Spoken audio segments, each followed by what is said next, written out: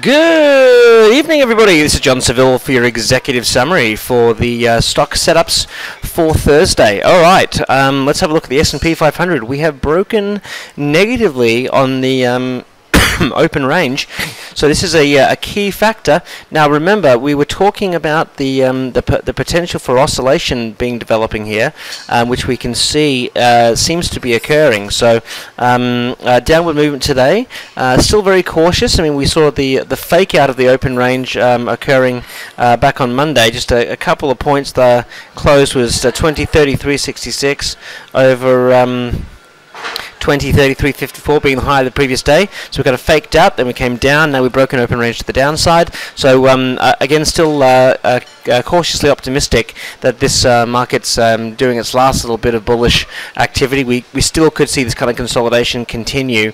Again, remember that we still have this resistance at 2060, so I wouldn't be jumping the gun and loading up on SPY puts and things like that. I mean, I think I'm still concentrated on individual stocks, but we are starting to see the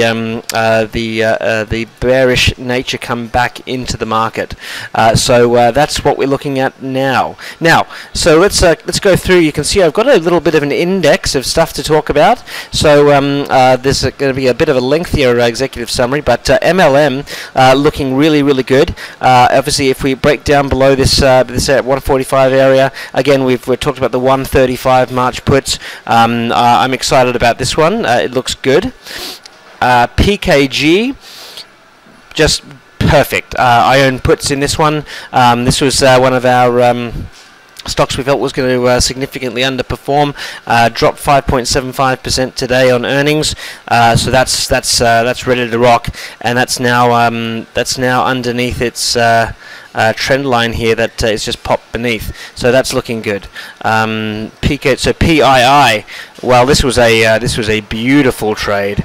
They topped earning estimates, but completely wet the bed in terms of performance. The market didn't like this today at all. Gap down and then closed 10.22% lower. I'm a holder of puts in this one, and those are up significantly today. So Yahoo for anyone holding PII, and I know there's a few of you.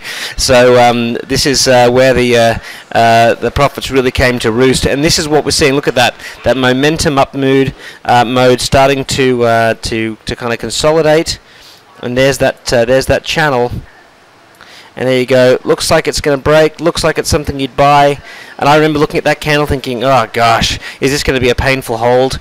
And then plummet. So this is the kind of what the market sentiment's telling us. Of course, HOG has continued to drop. This is obviously also one that we hold $50 and $40 puts in. That's continued down, and so this is also very beneficial. A little bit of consolidation there, but that could continue right down to our $41 secondary target. But those are up nicely as well. The 51's definitely very much in profit. The 40s will yet to see. So there's HOG, UEPS. That's just consolidating. That was the flag play, so not a lot to comment on there, but ZSPH will be the next one. Okay, and therefore I know some of you traded at it. It ran into its moving average yesterday, and then had a beautiful drop of 8.85%, hitting the target. And we talked about that being a possible re-entry if it broke below $60, as because to look at whether it was a descending triangle or just a complete downward channel. So maybe some of you re-entered that yesterday or possibly today. But if so, obviously beautiful downward drop here, and that would be hitting that secondary target. We talked about the secondary target down here around 54, where that 200-day moving average also comes into play, which coincides with the downward trend line. So that's it should be a second profitable trade if you were in on that one. CHTR. Now this was one of the longer term option plays that we discussed, which was offside for a little bit here with that massive short squeeze as we see it, and you can see that essentially that's had a substantial drop today. There's your kind of top end resistance line. And yeah, so I mean, we really want to be going left to right. You can see there's the breakout, drop, rally, and you can see that that line is support. So you see how I adjusted that going left to right versus trying to impose my head and shoulders I wanted to be there. But regardless, it has broken down through that support. It was bouncing off this for a while, an expanding triangle with lower lows, and there's that big bearish drop today. So that's looking really good if you're in on that one. Money flow also breaking lower. QLIK, I mean, there's a lot of really good performance here. Again, QLIK has just continued to drop. It broke its 200-day moving average today, so this is looking very exciting to the downside. DOV, I mean, yeah. So this is where you get that sigh of relief, hey? Like if you've been holding puts in some of these things, and then all of a sudden you wake up with a $10,000 profit or whatever it is. You know, you think, ah. So I mean, that's why we tell you, trade your plan, plan your trade, and trade your plan. I mean, you may have been very worried about CHTR, very worried about PII, very worried about some of these things as they were offside for a bit. But as we said, in the macro time frame, they still looked solid, and they paid off significantly. So DOV, now this looks like a great double top. This is a this we're waiting for the break here of the 56, but this could also be a possible entry point in this current zone. I'd be looking at kind of that 62.43, above 62.43. We'll throw that in there. And you can see that the money flow is very sharply divergent. So there's the peak there. There's the peak here. Not impressive. So DOV could certainly be in the mood for some downward woogie boogie. Don't ask me where that came from. That's the collective artwork of John's insanity. All right, so there's one. So we can even go a little bit lower on that one. Go above 62.37. I'd look at a stop loss here at 64.59. So we'll throw that in there, and then for a target, we'd have this would bring us down to a third touch. So I'd be looking at the extension of the double top here. So I'd be measuring this. I'd be extending it down. So we'd basically be looking at a second target of about 48.13 is 48.13. So you can see we've got a nice, well, significant drop if it actually does that. So this certainly could be an option play.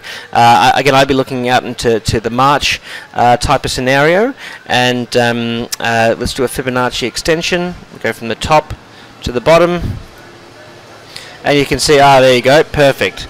There's right where the 38.2 Fibonacci is at 46.82. So yeah, no, I think that that could definitely be one I consider some $55 puts on, and look at March. So let's have a quick look to see what the let's have a look here. TD rewards, yes, okay, Insider Cow. Okay, so let's go into. Let's go to finance. So what's the symbol there? DOV. Okay, $55 puts for DOV.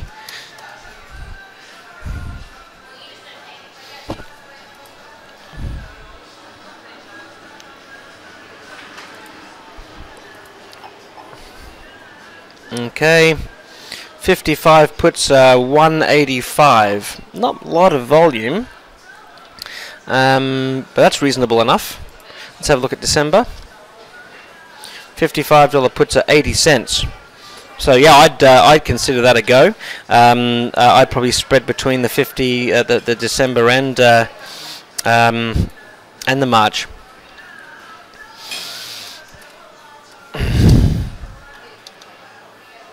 So there we go. December 55 puts, 80 cents. And we've got March in here at 185. All right.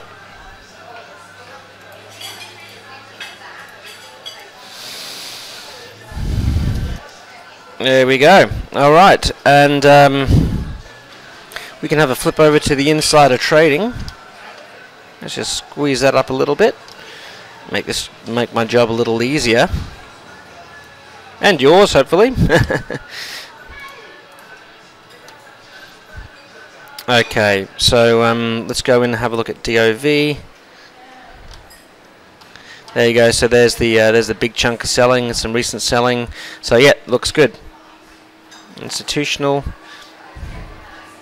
Nothing since February. Okay. So all right. So there's one DOV. FELP. FELP.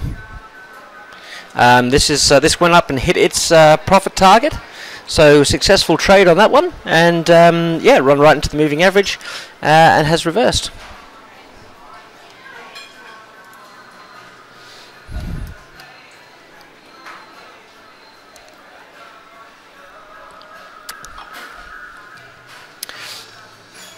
Okay, ARCB.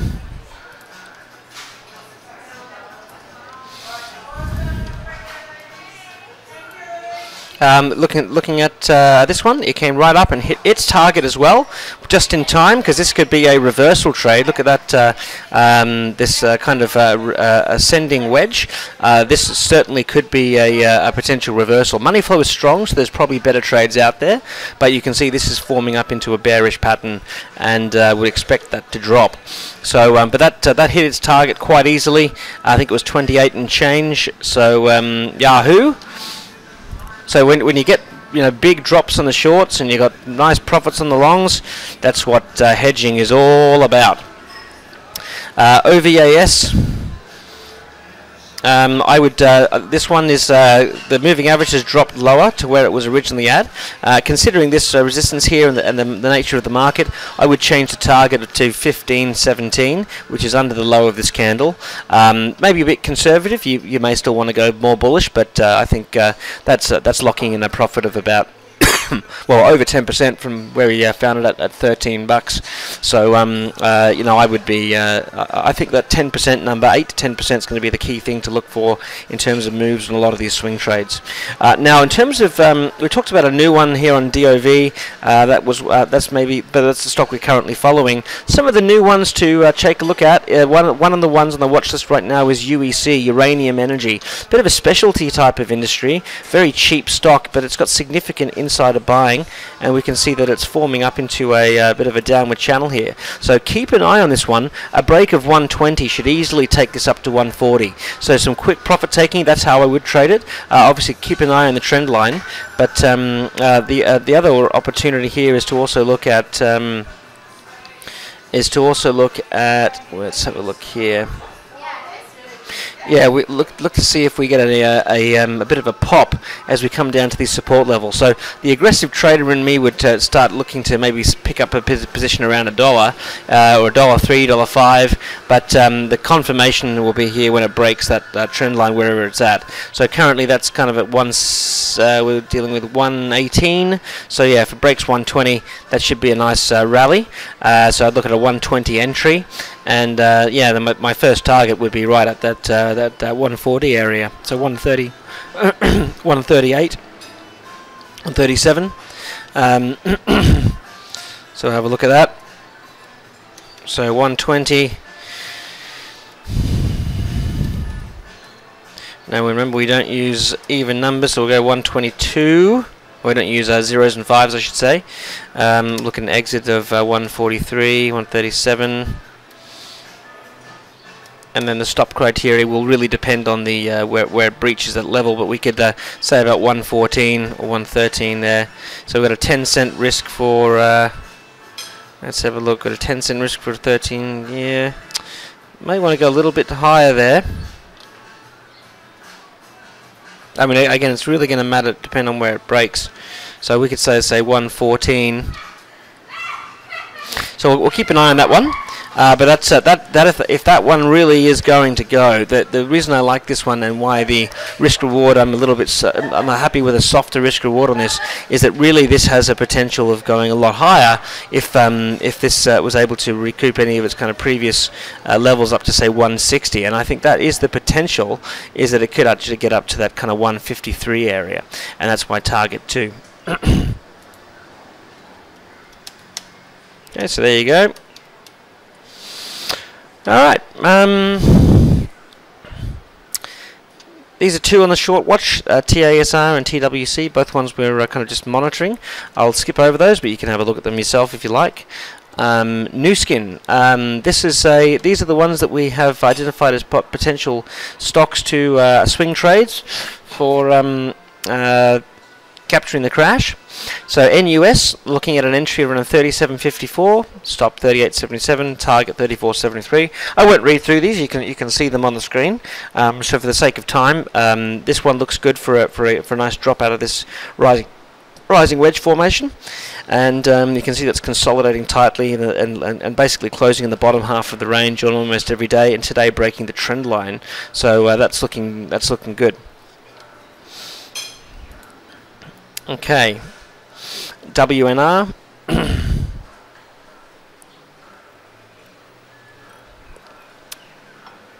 Okay.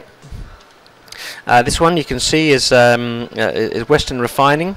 US Oil, if you look at that stock, is pretty bearish. Some of the oil stocks are really kind of having a bit of a knock. We've got a breakdown out of the support system here, and the moving averages are taking on a very sharp roll.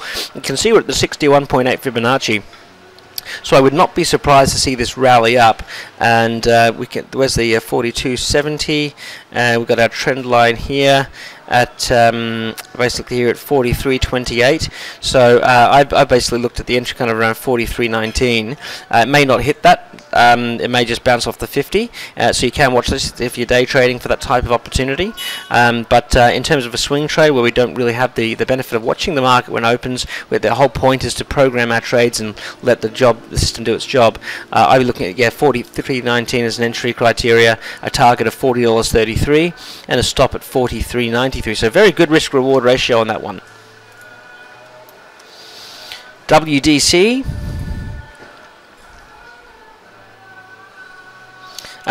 Very similar. We've got a possible head and shoulder pattern here. So you can see that our entry was just around 75. So obviously we don't like to use even numbers, so let's just adjust that. So I'm even making mistakes on my own. 74.96. Okay, so 74.96, target of 64.42. So we're looking about $10.50, and stop criteria at 78.83. So we're dealing with about roughly $4. So it's got a good 2-to-1 risk-reward ratio, high probability pattern being head and shoulders. But the good thing about that is that the secondary target could be as low as 44.33 if the head and shoulders continues. But what I would do is I'd take profit at 64.42, wait for it to hopefully rally back up into this area around 73, and then crash, and that's where I would re-enter. VDSI.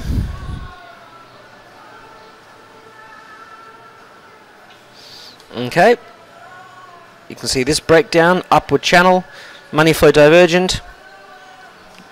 Hopefully the chart explains itself. So first target 1533, that's where we're going to come into this. It'll be the first, second and third touch. You can see an Adam bottom, an Eve bottom, which shows weakening of the support. So the third touch should be would most likely be soft, and then a collapse. So I wouldn't worry too much about getting overly concerned about that level, but that would be the first target, 1533, and 1287 being the second one coming down to this trend line. Now of course that could then also continue if we have a look at the longer term chart. You know, we could be looking at a much bigger break, so we'll keep our eyes on that one. And last but not least, VLO.